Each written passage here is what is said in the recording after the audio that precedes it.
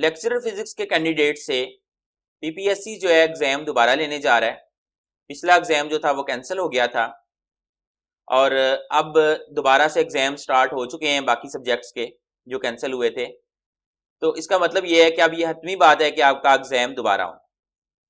आज की वीडियो का टॉपिक जो है ये दोबारा होने वाला एग्जाम है और इसमें बेसिकली जो चीज़ें हमने डिस्कस करनी है उसमें आपको एग्जाम को कैसे प्रिपेयर करना चाहिए और एग्जाम जो अब होना है उसके अंदर क्या कुछ चेंजेस आने वाली हैं या पैटर्न वही रहेगा, आपको नए एग्जाम्स के बारे में क्या चीज़ें एक्सपेक्ट करनी चाहिए और प्रिपरेशन के प्रोसीजर में कौन सी ऐसी गलतियां हैं जो आपने बिल्कुल नहीं करनी। और उसके साथ साथ पीपीएससी फिजिक्स की प्रिपरेशन के लिए मैं आपको एक पैकेज भी देने जा रहा हूँ, एक पैकेज ऑफर करने जा रहा हूँ, उसके बारे में मैं आपको बताऊंगा। तो शुरू करते हैं। सबसे पहली जो चीज़ है कि जब आप टेस्ट की तैयारी कर रहे हैं तो आपका बेसिक गोल क्या होना चाहिए। ज़्यादातर लोगों का टारगेट होता है कि वो मेरिट का अंदाज़ा करते हैं कि फ़र्ज़ करें मेरिट 55 पे बन रहा है पिछली दफ़ा, उससे पिछली दफ़ा, तो वो चाहते हैं कि वो इस तरह की तैयारी करें कि उनके इस दफ़ा 55 मार्क्स आ जाए और इस लिहाज से वो स्ट्रेटजी जब बनाते हैं तो वो ज़्यादातर लोग ये आपको बता रहे होंगे कि आप एफएससी कर लें, बीएससी और एमएससी छोड़ दें। अब इस स्ट्रेटजी में काफ़ी सारी प्रॉब्लम्स हैं। एक तो ये कि आपको ये नहीं पता कि पिछली दफ़ा अगर मेरिट 55 पे बना था तो इस दफ़ा भी क्या 55 पे बनेगा या 65 पे चला जाएगा। दूसरी चीज़ ये कि आपको ये भी आइडिया नहीं होता, कुछ तसल्ली से नहीं कहा जा सकता कि एफएससी का पोर्शन जो है वो एग्जाम में कितना आएगा। और तीसरी चीज़ ये है कि आपका जो बेसिक टारगेट है वो ये होना चाहिए कि आपने जॉब हासिल करनी। ये टारगेट नहीं होना चाहिए कि आप जो है वो एग्जाम को क्वालिफाई कर लें, इंटरव्यू में चले जाए। क्योंकि अगर आप फर्ज करें 55 पे ही मेरिट बन जाता है, आपके 55 पूरे ही आ जाते हैं, लेकिन एक बंदा जिसने उस टेस्ट को हैवी मार्जिन से जो है क्वालिफाई किया है, उसने 80 मार्क्स ले लिए, अब आपके लिए बहुत मुश्किल होगा कि उसके जो टेस्ट में 25 मार्क्स ज्यादा आ गए हैं और फाइनल कैलकुलेशन में टेस्ट के मार्क्स इंक्लूड होने हैं, आप उससे वो कंपीट करके उससे आगे निकल जाए। तो मकसद कहने का ये है कि आप अपने चांसेस को मैक्सिमाइज करना चाहते हैं तो टेस्ट में मैक्सिमम नंबर लेने पे आप फोकस करें। अब जो टेस्ट की आपने तैयारी करनी है उसके 3 पोर्शंस हैं, एक एफएससी लेवल है, बीएससी है और एमएससी। तीनों में अपने अपने मसाइल हैं, आसान कोई भी चीज नहीं। मिसाल के तौर पे जब आप एफएससी की तैयारी शुरू करते हैं, आपने वो बुक इतनी दफा पढ़ी हुई है कि वो आपके लिए बहुत ही ज्यादा बोरिंग हो चुकी होती है और आप उसको पढ़ना शुरू करते हैं, आपका पढ़ने को दिल ही नहीं करता। और जब आप रीड कर भी रहे होते हैं, आपको लग रहा होता है कि आप बुक रीड कर रहे हैं, लेकिन आप उसमें से बहुत सारी लाइन स्किप कर रहे होते हैं और जब पूरा चैप्टर आप रीड कर लेते हैं, आपने कोई नई चीज नहीं सीखी। तो ये एक नॉर्मल चीज है जो सभी के साथ हो रही होती है। इसका जो मेरे पास सोल्यूशन है, मैं जो तैयारी करवाता हूँ एफएससी, बीएससी और एमएससी तीनों लेवल्स पे करवाता हूँ। तो एफएससी लेवल पे जो है मैं वो वीडियोस शेयर करता हूँ जिसमें मैं एक चैप्टर के अंदर जो इंपॉर्टेंट पॉइंट्स है उनको कवर करता हूँ और उसके बारे में ये बताता हूँ कि ये जो फार्मूला है इसमें से सवाल किस किस तरह बन सकता है। तो जब मैं डिफरेंट एंगल से चीजें बताता हूँ तो जो कैंडिडेट्स होते हैं उनका इंटरेस्ट डिवेलप होता है। अब अगर आप खुद से तैयारी करना चाहते हैं तो आपको कम से कम ये करना चाहिए कि आप जो भी फार्मूला देखें उसके डिफरेंट एंगल्स डिस्कवर करने की कोशिश करें ताकि आपका उसके अंदर इंटरेस्ट डिवेलप हो। आप उन चीजों को ही बार बार बेशक पढ़ रहे हैं लेकिन आप उससे कुछ चीजें सीख रहे हो। उसके बाद हम आ जाते हैं बीएससी लेवल पे। अब बीएससी लेवल पे एचआरके और एचआरडब्ल्यू यानी हैलिडे रेजनिक क्रेन और हैलिडे रेजनिक वाकर जो है, ये 2 बुक्स हैं जिनको ज्यादातर फॉलो किया जाता है। इन दोनों में तकरीबन सिमिलर कंटेंट है, तो आप किसी को भी फॉलो कर लें तो आप तैयारी कर सकते हैं। अब यहाँ पे बेसिक इशू ये होता है कि जब आप इनको तैयार करने की कोशिश करते हैं, नॉर्मली यहाँ पे थोड़े से कॉन्सेप्ट्स मुश्किल होते हैं, बहुत सारी चीजें आपको समझ नहीं आती और उससे फिर आपका जो इंटरेस्ट है वो ऑफ हो जाता है। एक चीज है। दूसरी चीज ये है कि अगर आप ये समझें कि जो आपका फाइनल एग्जाम होना है ना, उसमें हम आमतौर पे कह देते हैं कि एफएससी में से इतना पोर्शन आया था, लेकिन बहुत कम पोर्शन एफएससी में से आया होता है। बहुत ज्यादा पोर्शन जो होता है वो एफएससी और बीएससी के दरमियान जो बाउंड्री है उस पे होता है। इस वजह से अगर आपने एफएससी तैयार की है सिर्फ, तो आपके लिए वो क्वेश्चंस भी अटेम्प्ट करने खासे डिफिकल्ट होते हैं। लेकिन अगर आपका बीएससी लेवल पे है, हैलिडे रेजनिक क्रेन और हैलिडे रेजनिक वाकर के लिहाज से अच्छा नॉलेज है, तो आप उनको अटेम्प्ट कर सकते हैं।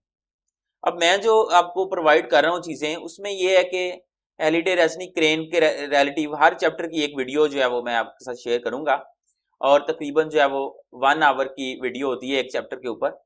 और अभी तक तकरीबन जो है वो आप ये समझ लें कि आपको पेपर तक अगर उसके जो है वो 50 के करीब चैप्टर्स हैं, उसमें से 30 वीडियोस जो हैं वो एटलीस्ट आपको मिल जाए। अब आप सोच रहे होंगे कि मुझे चैप्टर्स की तादाद भी याद नहीं है, तो डेफिनेटली मैं जितनी वीडियोस बना रहा हूँ उस लिहाज से मुझे याद है, तो बाकी ये इतना बड़ा मैटर नहीं करता। आगे चलते हैं, हम एमएससी पे आते हैं।